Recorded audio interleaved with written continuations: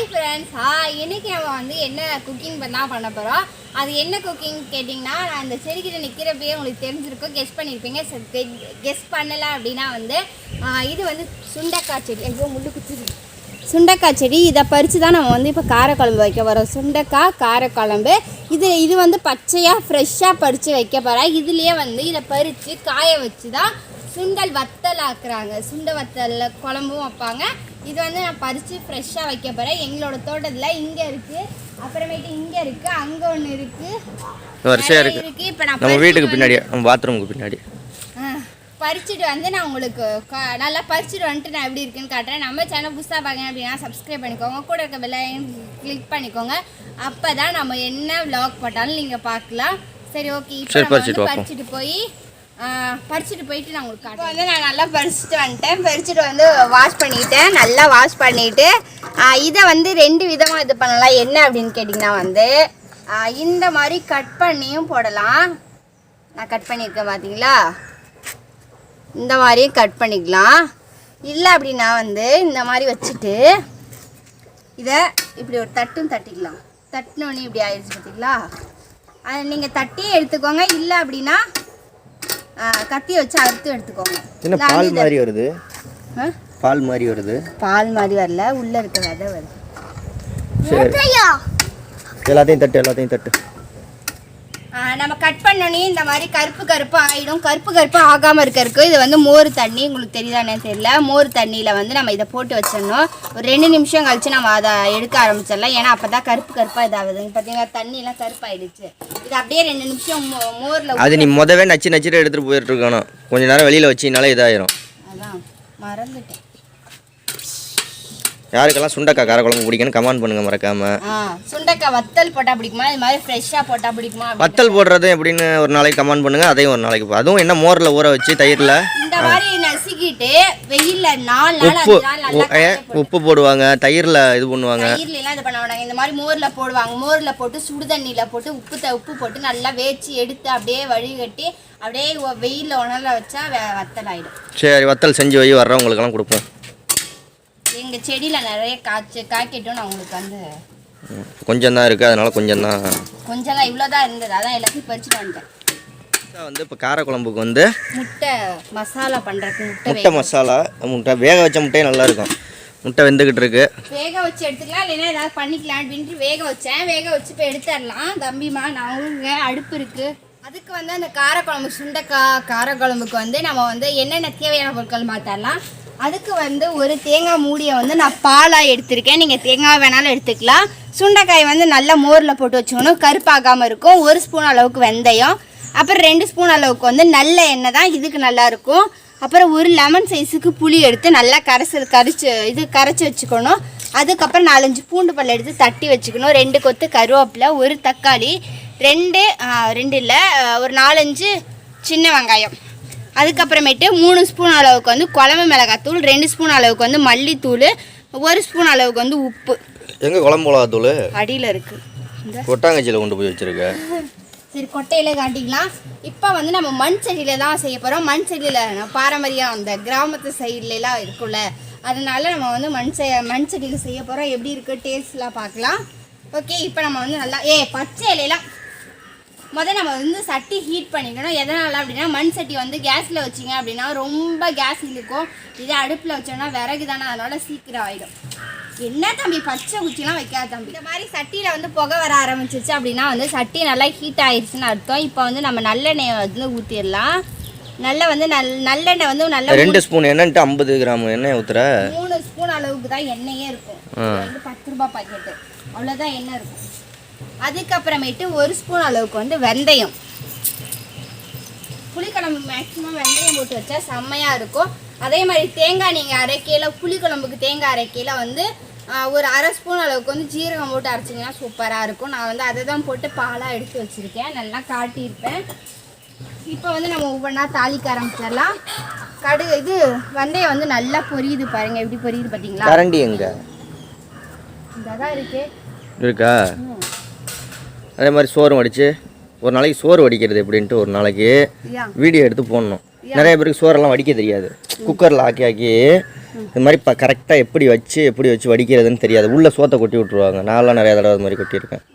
ஒரு நாளைக்கு எப்படின்னு நீ சோறு வடிப்பீல. சட்டியில் வந்து இந்த சட்டியை விட இந்த சட்டி கொஞ்சம் தான் பெருசாக இருக்கணும். குட்டியாகவும் இருக்கக்கூடாது, பெருசாகவும் இருக்கக்கூடாது. நார்மலாக இருக்கிற சட்டியில் வந்து வடிச்சிங்கன்னா கரெக்டாக வந்துடும். இப்போ வந்து சத்தம் கேட்க ஆரம்பிச்சிச்சு. வெந்தயம் நல்லா வெடிச்சு. கடுகெல்லாம் போடல. அதுக்கு பதிலாக தான் வெந்தயம் புளிக்குழம்புக்கு கடுகெல்லாம் போட மாட்டாங்க. அதுக்கப்புறமேட்டு 4-5 பூண்டு அதை போட்டுருவோம். அதுக்கப்புறமேட்டு சின்ன வெங்காயம் அதை போட்டுருவோம். இப்போ சின்ன வெங்காயம் வந்து நல்லா கோல்டன் கலரில் வர்ற வரைக்கும் நல்லா நம்ம வதக்கிடலாம்.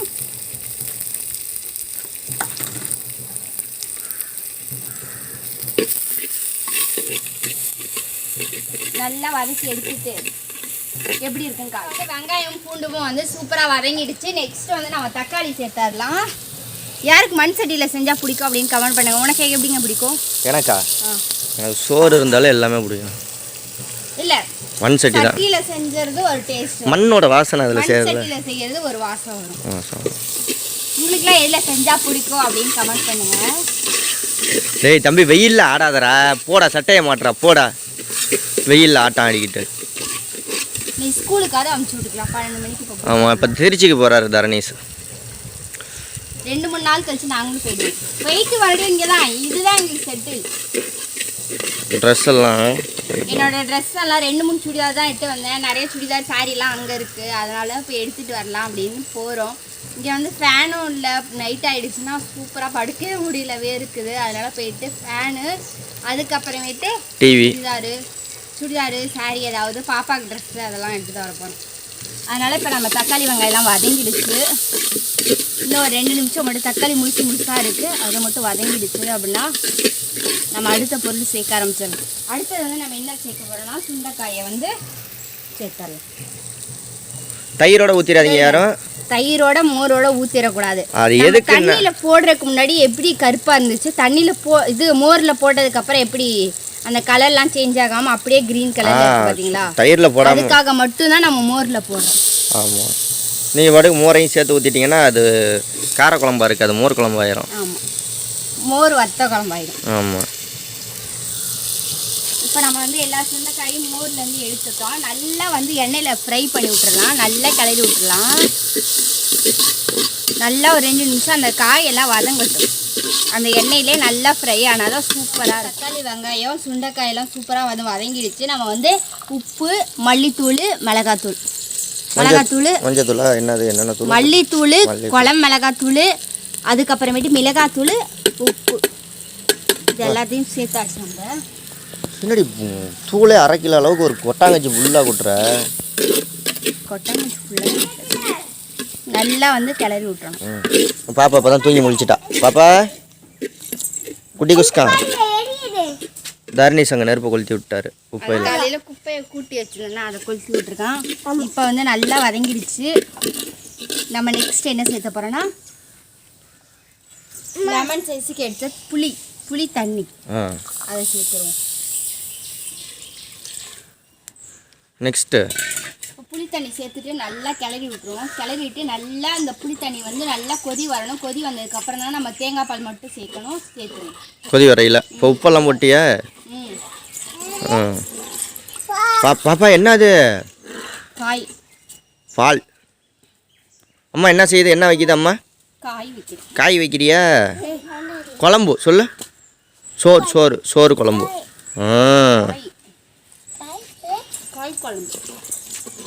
சுண்டக்கா சொல்லு. சுண்டக்கா.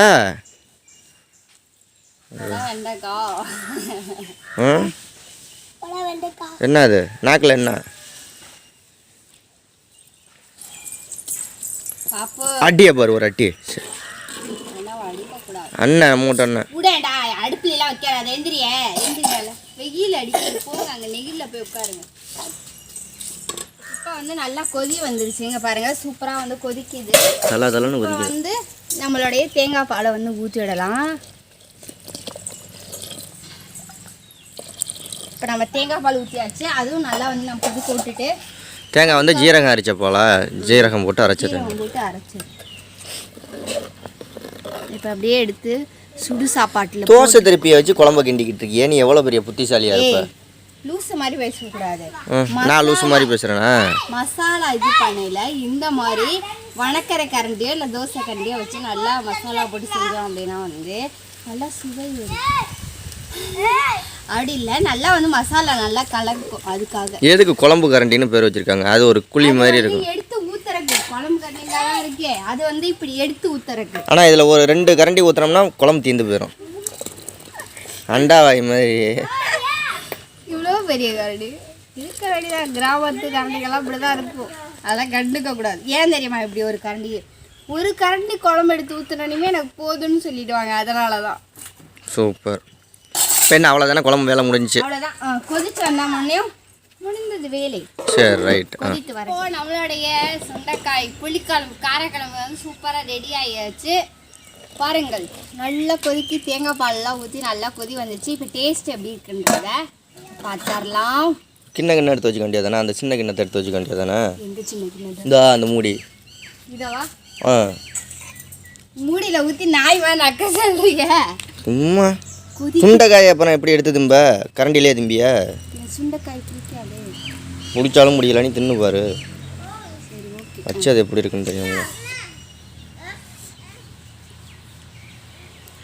பாருங்கள் நல்லா புசு புசுன்னு என்று வெந்து இருக்கு. நல்லா அதோட தோலெல்லாம் எப்படி ஆயிடுச்சு பார்த்தீங்களா? சூப்பராக இருக்குது. இருங்க குழம்பு அதுக்கு முன்னாடி நல்லா கொதிக்குது.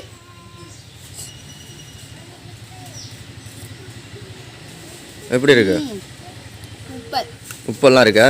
எல்லாமே கரெக்டாக இருக்கு. காயும் வந்து சூப்பராக இருக்கு. வெந்துருச்சா? வெந்துருச்சு. ஓகே, நீங்களும் கண்டிப்பாக இது மாதிரி ட்ரை பண்ணி பாருங்கள். ட்ரை பண்ணி பார்த்துட்டு எப்படி இருக்குன்றத கமெண்ட் பண்ணுங்கள். இந்த வீடியோ பிடிச்சிருந்துச்சு லைக் பண்ணி ஷேர் பண்ணி கமெண்ட் பண்ணுங்கள். மறக்காம ஒரு சேனலை சப்போர்ட் பண்ணுங்கள், சப்ஸ்கிரைப் பண்ணுங்கள். Okay bye. Okay bye.